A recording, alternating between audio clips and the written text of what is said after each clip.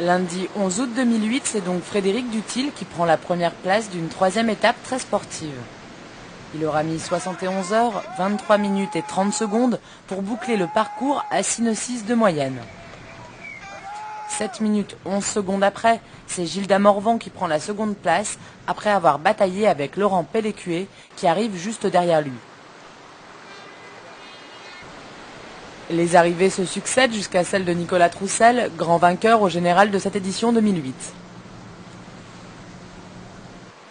18e de cette troisième étape, à environ 2 heures de Frédéric Duthil, il conserve l'avance prise lors de la première étape et accroche une deuxième fois la solitaire à son palmarès. La troisième étape de la solitaire 2008 devait être la plus longue et la plus technique de l'histoire de la course avec plus de 825 000. Depuis Cherbourg, le parcours devait emmener les concurrents jusqu'à l'île de Man, à l'est de Dublin. Seulement, une fois de plus, la météo décide de redistribuer les cartes et la direction de course décide de changer le parcours.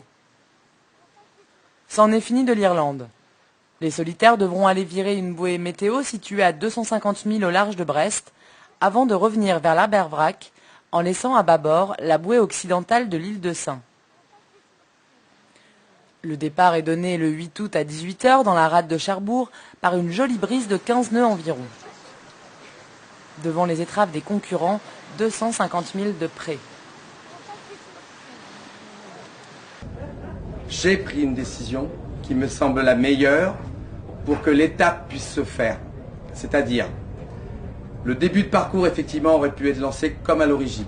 Le gros souci, c'est la deuxième partie, revenir vers la France. Et au niveau du canal de Bristol, on a cette fameuse dépression qui annonçait des fichiers de vent, 35 nœuds fichiers, ça veut dire 50 nœuds de vent réels sur ce canal de Bristol.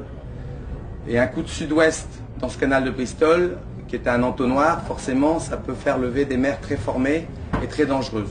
Ça va être une belle étape où il va y avoir 300 000 de près. Tirer des bords, tirer les bons bords, ça va pas être simple. Et puis après, du portant avec le vent qui va monter progressivement. Donc une étape très technique et très longue, très dure. Donc une belle étape du Figaro, 500 000, c'est pas rien. Je suis bisu et je n'ai pas forcément l'expérience pour pouvoir juger de la pertinence et de la sécurité, enfin, du potentiel danger d'un parcours comme ça. Et j'avoue que je fais un peu confiance entre guillemets aux gens d'expérience qui disent que c'est raisonnable ou que c'est pas raisonnable. Et donc moi je m'adapte en fonction de cela. C'est une bonne décision de ne pas nous avoir envoyé au casse-pipe, je dirais.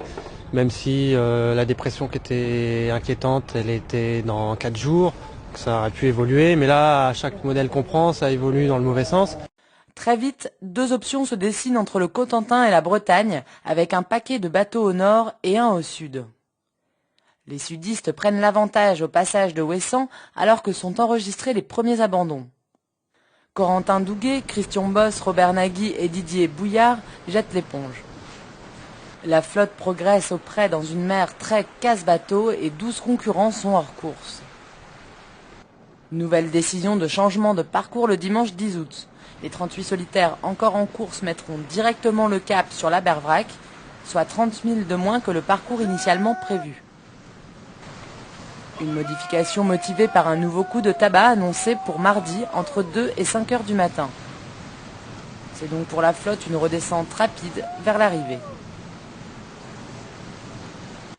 C'est donc avec 4 heures et 22 minutes d'avance sur le second que Nicolas Troussel emporte au classement général une version 2008 de la solitaire du Figaro très différente et novatrice qui avait mis au programme 3 étapes très ambitieuses.